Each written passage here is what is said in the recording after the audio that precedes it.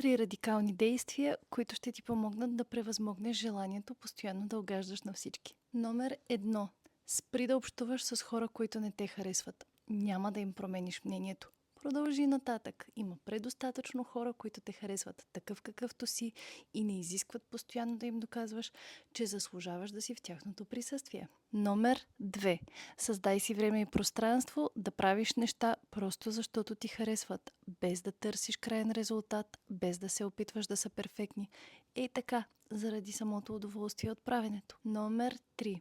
Изрази мнението си и млъкни. Няма нужда да обясняваш защо мислиш това, което мислиш. Гледната ти точка е валидна и имаш право да я изразяваш. Здрасти, аз съм Симона, хипнотерапевт и терапевт, който ти помага да си чувстваш всичките чувства, особено онези, с които ти е трудно.